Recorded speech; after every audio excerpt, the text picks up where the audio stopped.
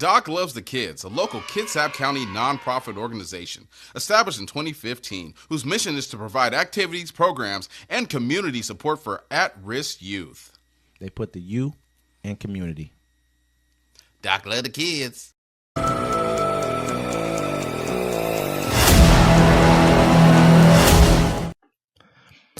Welcome to Uncommon Courtesy, where we give you the courtesy of conversation that's uncommonly spoke of. I'm D-Mac. I'm Wesley. And this is the show.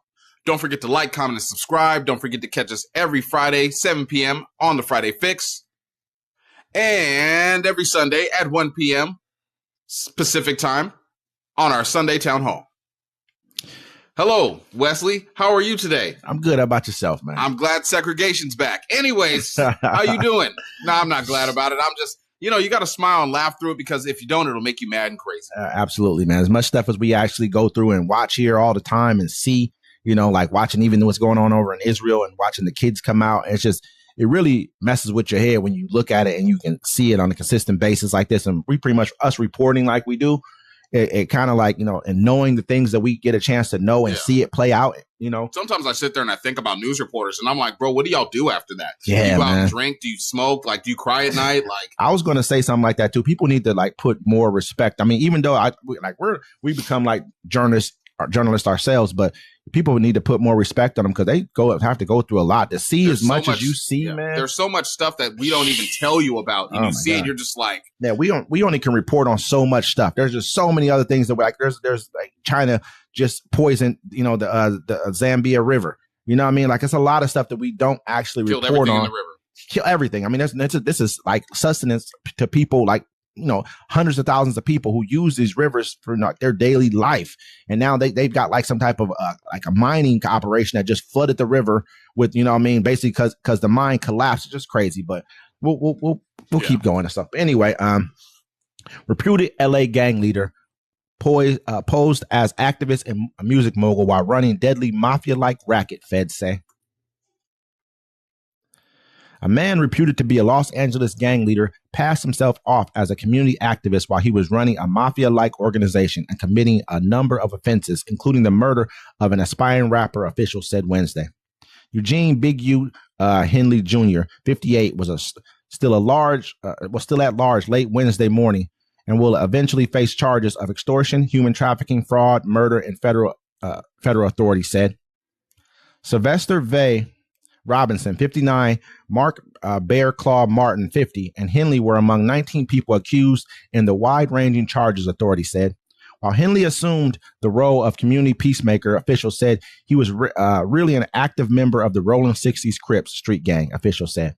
He has maintained the image of an entertainment industry entrepreneur running a music label, of somebody who gives back to the community here in Los Angeles, funding the South LA-based charity, Developing Options, which purports is supposed to help at-risk youth escape gang life and escape the perils of gangs in high crime areas. Acting U.S. Attorney General Joseph McNeely told reporters. The facts alleged in the complaint paint a very different picture. It is one of murder, a thief, a liar, and a cheat, McNeely continued. And so Big U made a couple of statements also before he got locked up. He made a statement saying Wack Hunter is working with the FBI. He said he's working with the FBI. Like, y'all don't understand what the FBI do to black men who try to help their community. It ain't been nothing but help to our community. And Big U has done a lot of positive things for his community, but I remember you were also saying that, you know, he was making people check in with him. And if a lot of people don't understand what they do, basically it's just this is how black people terrorize other black people. They see a successful black person and then they come to the city. And especially in LA, they know when you're landing. They know when you're getting there. So they make you come check in, but they're extorting them for money. The same thing Trick does in Detroit. Trick actually, he makes the people, he's like, you're going to come out here, you're going to get our money. You need to come do something for the community. But only in our black communities when you have to check in. You know what I'm saying? Austin Reeves ain't got to check into LA. Absolutely not. Luka didn't have to check into LA. And they were saying, like, you know, basically, you know, there was a lot of players that were, you know, had donated money to his charity. I mean, you know, Shaquille O'Neal had donated money to his charity. I think Draymond Green had donated money to his charity. So they're saying that these players were not saying those two in particular, but other basketball players, they said, would check in, and, you know, other sports figures would check in, and he'd tell them to give them $100,000 for protection, allegedly. We don't know if any of this is true or not. And they said basically he had one of his artists that he had from his label, he had him killed in Las Vegas, because of some dispute with, recording time or whatever else. There's also been reports of other things that allegedly he's done. I don't want to bring those things up at this point in time because he's already going through a fake case right now. And so, he's been a part. Everyone, the police knew. He had like a rapport with the local police, with the LAPD, where he was doing a program with them to help at risk youth because he had been a gang member himself. He was a known gang member. They knew this about him. So for them to bring this up about him now, it's kind of like, what are we really doing right now? Why are we bringing this up about Big U now when you worked with him, paid him to go work with at-risk youth because he was formerly a gang member? Because they only need you for so long, and then when they can take you down, like they even have one that's saying it's alleged that Big U orchestrated a robbery of a dispensary, which was carried out by Loose Cannon.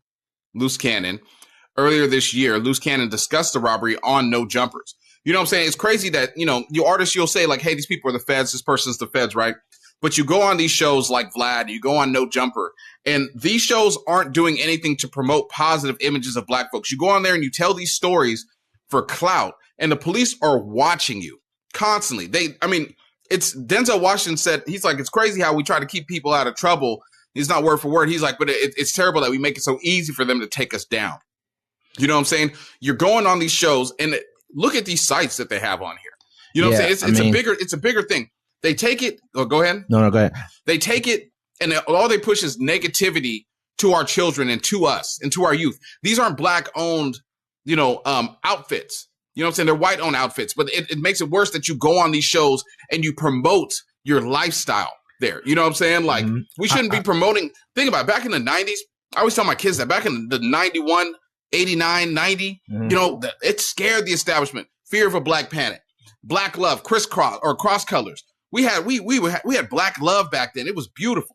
I was moved when I was a kid. I saw them marching inside the video of Fight the Power, bro. And I'm in the living room marching, making the moves. Yeah. You know what I'm saying? That's what I saw as a kid. Yeah. So I have Black Love. You know what I'm saying? These kids today, they're growing up. You got your kids watching Sexy Red, Young Thug.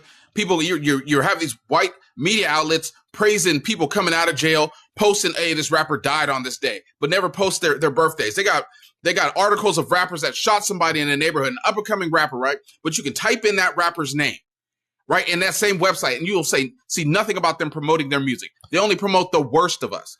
And that's it's a fact, But I think some of these people have not to dispute what you're saying. What you're saying is 110% correct. We only do see the negative when it comes to our community.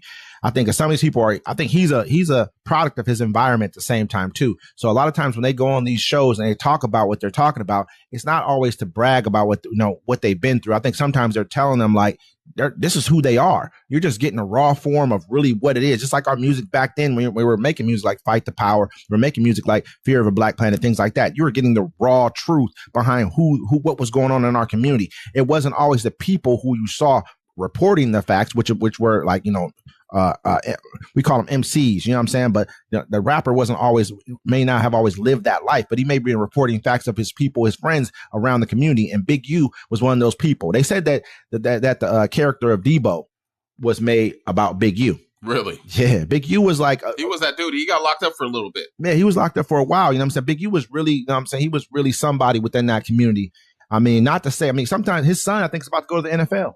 One of his sons is like, I think he just got drafted to the Raiders or something like that, about to go to the NFL. Like, so it's not like he's done a lot, man, to try and change. It's not like sometimes there's things that's in you. We got to remember, like when they send you away to prison, places like that, those are not rehabilitation places. They're sending you away to hell. You're basically training you to become, either softer or harder, because that softness ain't going to get you anything good in an environment like that. So I understand the people, sometimes we look at these people and we say they should change, they should do this, but depending on how deep you've been inside that matrix, it's depending on how far sometimes you can almost get out at the same time too. Because it wasn't like they were just handing him money when he came out. He had to go back to the same environment, deal with the same things that he was already doing when he was in there, because there's no big changes you're going to get to make when you're in there.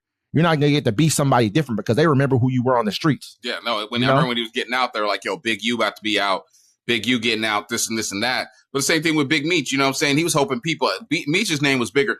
But at the end of the day, You know what I'm saying? You can say, oh, I'm a product of my environment, but you can always change your environment. That's why I don't believe rappers that got millions of dollars rapping about telling people to sell drugs and pull licks, because they ain't doing that.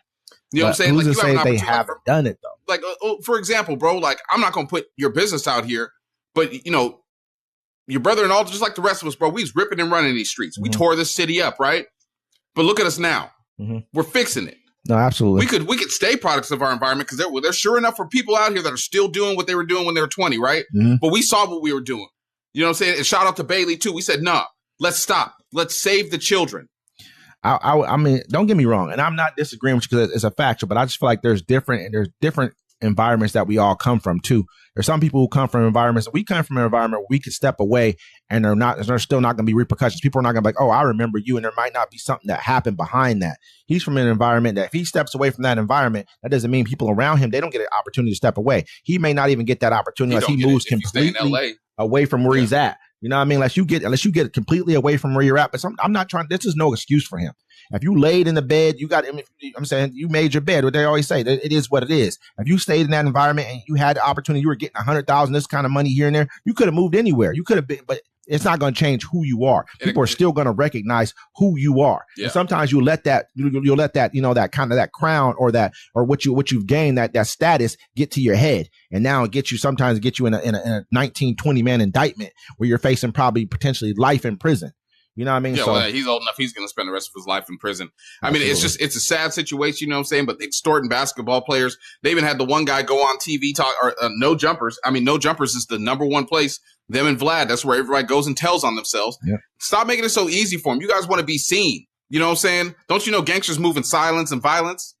Do we not understand that? You know what I'm saying? People don't know how to live these days. You guys, I see kids they got the guns and the cameras wanting to be seen. The police are always watching.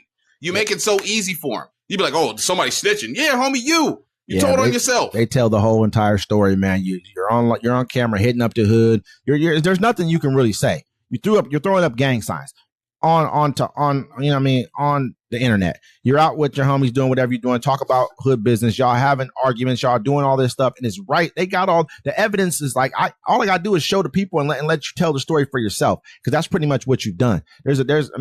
To me, we come from a time where you just, you don't even want to be famous. You know what I mean? People think that, that's the cool part about it. But I don't know. I feel like, a lot of people, you need to stay out the limelight, because people want to be seen nowadays because they feel like it brings some type of, it's glorified. You know what I mean? They look at Meech, and like you said, he was glorified in what he did. But at the same time, though, look at him now. They're trying to tear him down behind everything that they accusing him of. But he went and did that 20 years. Ain't nobody else had to do that 20 piece but him. It's sad that he came back to it just this time where, everything's run through the internet. These people, when I was young, you say something about somebody, you gotta see him sooner or later. Yep. You know what I'm saying? So people were kind of cautious about how they talked about people. Yep. But nowadays, you know what I'm saying, you got people making fake accounts, getting online, saying whatever they want to say. And like Dave Chappelle said, Twitter's not a real place. It's just a website. So I mean, hopefully they can come out of this and come out better people. I doubt it, because, if you got the RICO on them, they already got the evidence on them. It's kind of a wrap. Only person ever breached the RICO was murdering. That was a Fed case.